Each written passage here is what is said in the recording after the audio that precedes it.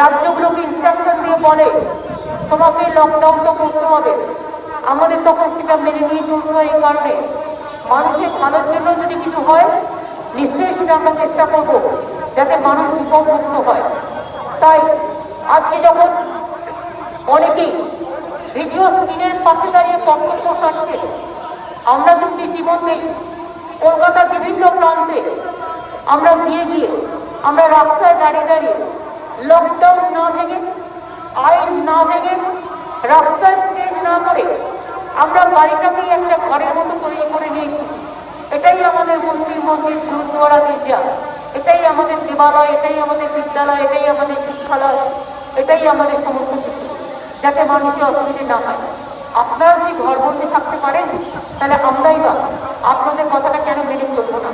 এবং তাই আজকে আপনাদের ধন্যবাদ জানাতে এসেছি, আমরা ব্যক্তিগতভাবে আপনাদের কৃতজ্ঞতা জানাতে এসেছি, আপনাদের শুভকামনা জানাতে এসেছি, আপনাদের শুভেচ্ছা জানাতে এসেছি। আপনাদের সকলে ভালো থাকুন, সুস্থ থাকুন, মাস্ক ব্যবহার করুন নিয়মিত। আজকে সাবান দিয়ে হাত ধোবেন, যে থালাটায় খাচ্ছেন সেই থালাটায় যেন মুখোমুখি না হয় আর একজনের লক্ষ্য রাখবেন। যে কাপড় জামাটা পরছেন তাতে যেন কোনোভাবেই করোনা ভাইরাস না হয় একটু লক্ষ্য রাখবেন। যদিও আপনিও দেখতে পাচ্ছেন না, আমিও দেখতে পাচ্ছি না, অনেক সময় কোনো সিমটম নেই কিন্তু সুস্থভাবে বেরিয়ে যায়। যাই হোক, চিন্তা করার মতো কারণ নেই, ভয় পাওয়ার মতো কারণ নেই। কারণ আমরা দেখেছি যারা আক্রান্ত হচ্ছে, যাদের নিউমোনিয়া নেই, ব্রঙ্কাইটিস নেই, লাংসের বড় প্রবলেম নেই, ক্রনিক্যাল কিডনি ডায়ালিসিস নেই, যাদের ক্রনিক্যাল কোনো একটা হার্টের প্রবলেম বা স্ট্রোকের প্রবলেম নেই, তারা কিন্তু ভালো হয়ে যাচ্ছে। এবং বাড়িতে থেকেও অনেকে ভালো হয়ে যাচ্ছে। এটাই আশ্চর্য। এই যে হোম কোয়ারেন্টাইন করতে প্রায় ৫৫,০০০ লোক আজ বাংলাতে হোম কোয়ারেন্টাইনে। আমরা এখন সিদ্ধান্তই চাইনি যে আপনার পাড়ায় যদি কারো কোভিড হয় বা আপনার বাড়িতে কারো হয় বা আপনার যদি কারো চেনাশোনা কারো হয়ে থাকে, যাতে আপনি একটু হয়েছে, কখনো আপনার দেখা হয়েছে বা কথা হয়েছে, যেমন করেই হোক, সে বিয়ে বাড়িতে হোক, বাড়িতে হোক, বাজারে হোক, মন্দিরে হোক, রাস্তায় হোক, গুরুদ্বারায় হোক, গির্জায় হোক, মসজিদে হোক, সব লক্ষ্য রাখতে হবে তাদের হয়েও ভয় পাবেন না। যাদের বাড়িতে জায়গা আছে তারা হোম কোয়ারেন্টাইন করে দেবেন। 14 থেকে 21 দিন নিজের বাড়িতে থাকুন। যদি আলাদা করে থাকতে পারেন, আইসোলেট করে নিজেকে রেখে ভালো হয়ে যাবে। আমরা কি স্টাডি করতে গিয়ে দেখেছি, এক একটা পরিবার আমি দেখেছি, প্রথমে রোগটা এলো আমাদের এখানে বাইরের কানেকশন থেকে ফরেন কানেকশন, আরো কিছু কানেকশন বিভিন্ন জায়গা থেকে তাদের মেলামেশা। একটা পরিবারে আমরা এটাও দেখেছি, কালিম্পংয়ে নেপাল থেকে একজন এসেছিল বেড়াতে, একটা পরিবারের 12 জনের করোনা হয়।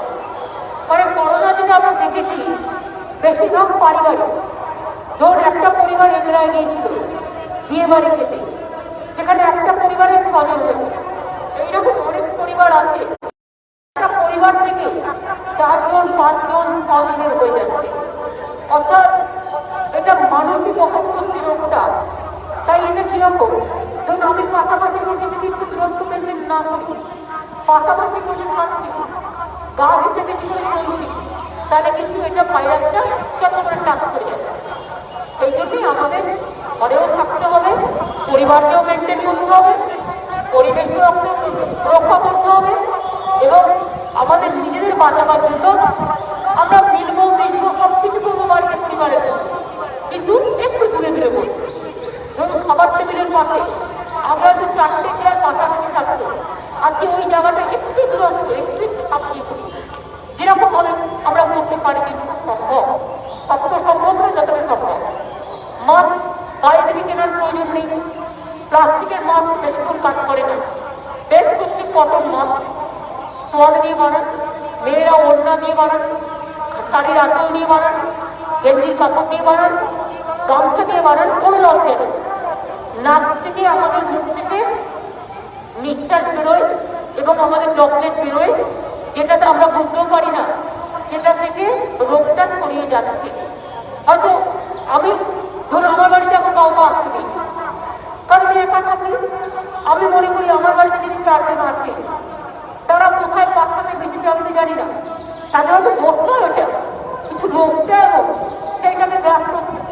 ফলে একটি সাবধানতা অবলম্বন করে চললে যদি রক্ষা পাওয়া যায় বেটার, আর যদি একান্তই হয়ে যায় রোগটা, তবে মনে রাখবেন চিন্তা করার কোনো কারণ। আমরা অনেকে ভালো করে বাড়ি ফিরিয়ে দিয়েছি এবং আগামী দিনও আমরা মনে করি যদি এই ধরনের রোগে কেউ আক্রান্ত হয়, তার ট্রিটমেন্ট সারা পৃথিবীতে আবিষ্কার না হলেও ভালো করে রেস্ট দিয়ে এবং ডাক্তারদের যা প্রোটোকলে ট্রিটমেন্ট চলছে সেই প্রোটোকলটা মেনটেন করলেই মোটামুটি এই রোগ থেকে ভালো হওয়া যায়। আমাদের এখানে যদি 400 লোক আক্রান্ত হয়ে থাকে সারা বাংলায়, বাইরের সমস্ত নিয়ে বিদেশিদের নিয়ম, তাহলেও মনে রাখবেন 100 লোক কিন্তু ভালো হয়ে ফিরে গেছে, এটাও মাথায় রাখবেন। মুম্বাই থেকে শুরু করে, গুজরাট থেকে শুরু করে, তামিলনাড়ু থেকে শুরু করে, দিল্লি থেকে শুরু করে সব জায়গায় মনে রাখবেন কয়েক হাজার মানুষের এই রোগে আক্রান্ত হয়েছে।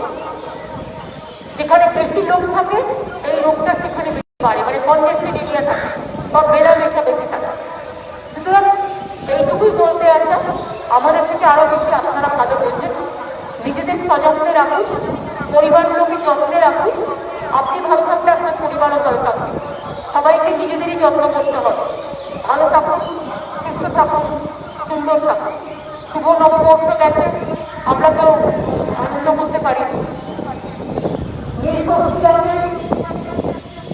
চড়ক পুজো গেছে, বাসন্তী পুজো গেছে, আবার আগামীকাল থেকে রমজান মাস শুরু হবে।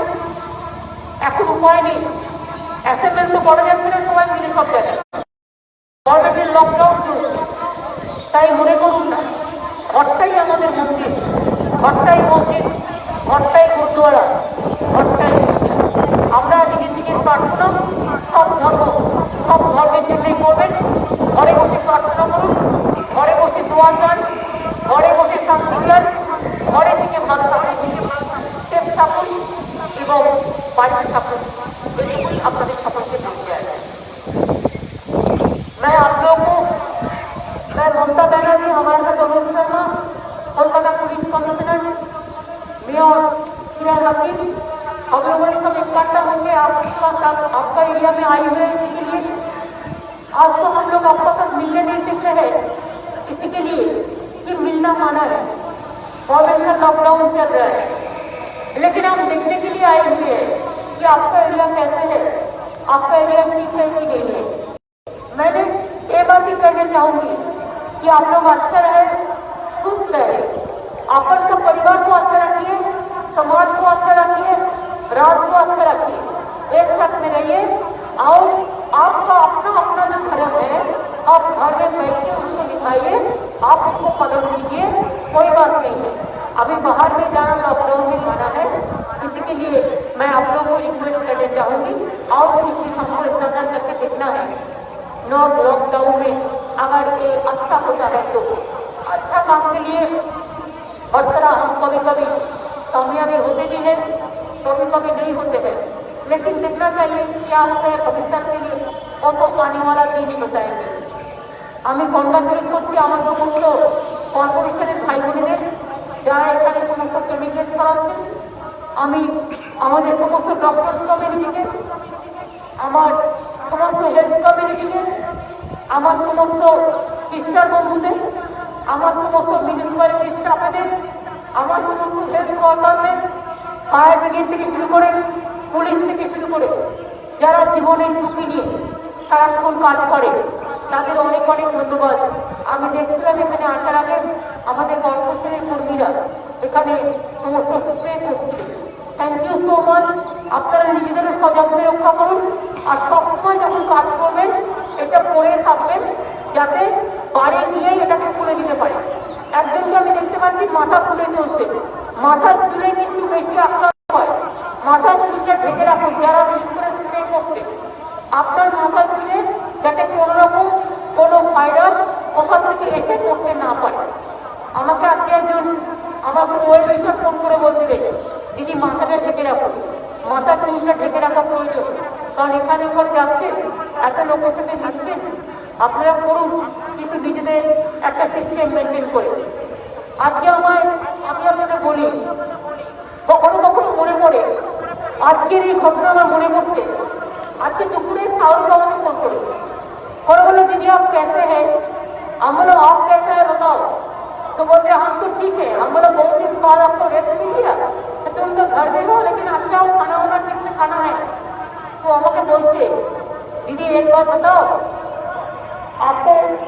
मैंने आपको पिक्चर बहुत देखा, मैंने देखा आपका हाथ पे आप रात नहीं करते, आप आपका हेड नहीं ढकते, इसमें दीदी इतने एक्सपोज होना कुछ नहीं है। प्लीज आप मेरे को बात सुनिए, मैं